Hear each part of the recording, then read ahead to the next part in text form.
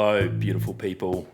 This is the War On channel, and today we are tackling money, and we're going to dive into the insane world of video game stocks. And they should say you invest in something you're passionate about and you understand. My name's JP, Josh Peacock. I'll be your host today. Video game stocks. Why? Why should you care? Well, I first started getting into it because I have been reading about the video game industry for the last 25 years. Since I was a kid, getting those magazines, understanding what companies made what games, what sort of release cycles these games are on. Like GTA came out every 3 years and then 5 years as it got more complex, all these sorts of things. If you understand this industry, you can make money by predicting when companies will have big success. So look, let's dive into it. I want to show you how some of these companies have been performing and how you might have been able to bank some coin on them in the past. So let me bring it up. Here we go. So what we're looking at, and this I just use the stocks app, the inbuilt one on iPad. And the first stock we're looking at here is EA.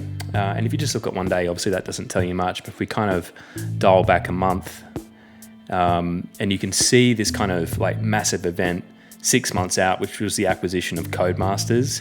So even if you heard the news and jumped on that quite quickly, like straight away, you would have been able to kind of ride that share price increase. And you're kind of looking at, that's roughly kind of 15% or so over the course of a pretty short period of time, over the course of the month, just the back end of the year. If you go back even further, the fact that EA had actually dipped heading into November is fairly significant, knowing that's a key kind of retail season. Perhaps had something to do with COVID, don't really know. But that's interesting anyway. So looking out for those kind of big acquisition announcements is one way you can make money, but also kind of understanding those kind of key retail trends, like what period of the year are they expected to sell more. If a certain company that's usually a solid performer, obviously publicly listed like EA, has a dip, that's usually a telltale sign something big's about to go down, or there's a chance to make some money in there, if not short term, certainly kind of in the medium term. So there are a few others that I follow as well, which I wanted to kind of take you through. Nintendo being a big one, and this is one I actually missed out on but did predict. And if you kind of go back a couple of years, actually we'll look at a five-year total. So you can see kind of in and around 2018 is sort of when the Switch relaunched. But if you go back just a little bit further to 2016, Nintendo was really kind of down and out. So their share price was in and around $30. They just launched the Wii U, which is a big deal, and just didn't perform right. It wasn't selling for whatever reason. The concept wasn't right. They didn't have the right stream of games. Like there was kind of a multitude of reasons. But in and around that time, Pokemon Go hit the market, and as everyone knows, from a mobile perspective, that was like made like $1 billion or $1 squillion. I don't know the exact number, but that was a surefire sign to say, look, Nintendo has the ability, and obviously Pokemon Company is slightly separate, but Nintendo characters have the ability to kind of captivate an entire global audience. And if you know Nintendo like I do, they've always innovated their way out of the sales slump. They're a company that comes back stronger.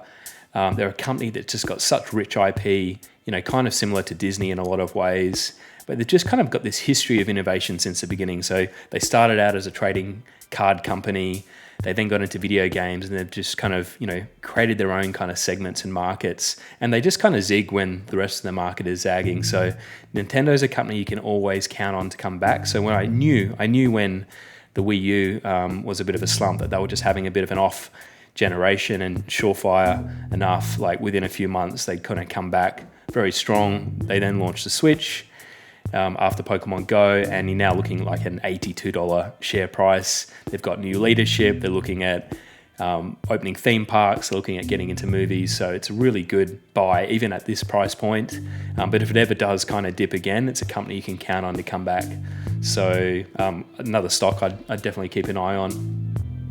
I've got Activision Blizzard here as well. And again, they've just got such monster IP with Warcraft and a few others. And it's good. This app's great, so you can see all the latest news as well.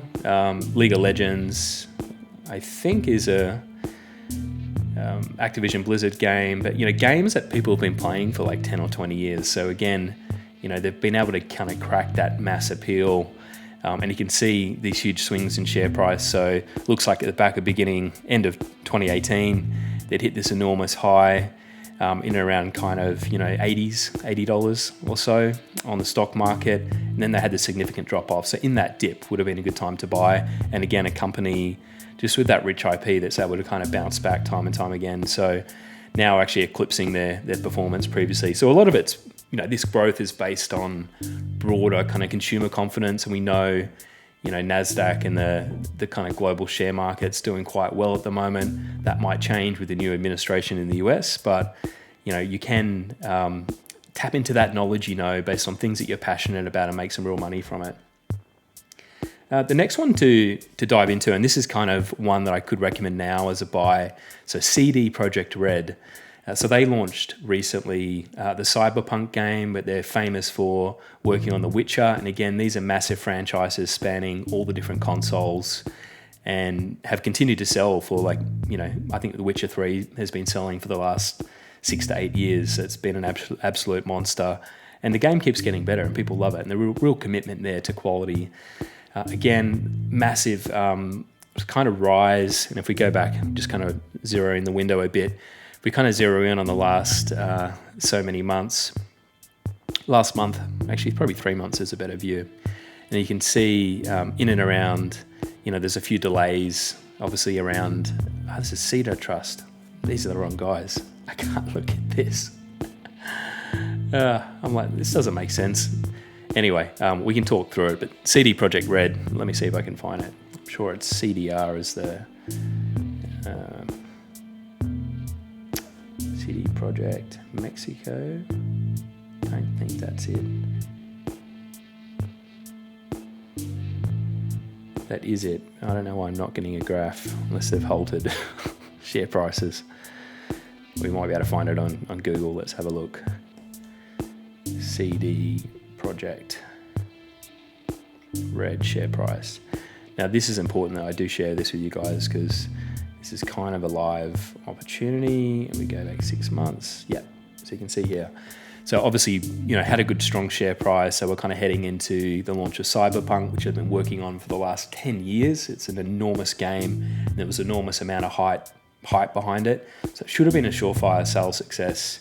But what has happened is the share price dipped around a buggy launch. They obviously rushed it out. They're a bit too ambitious for some of the current generation platforms. And there's a massive blowback from consumers. In fact, Sony actually pulled digital sales off their website, which is just insane. And you can see the share price just gets smashed here. So it's gone from $450 down to $250. So it's almost like half of what it was, which is insane. But there's a little sign here of a bounce back.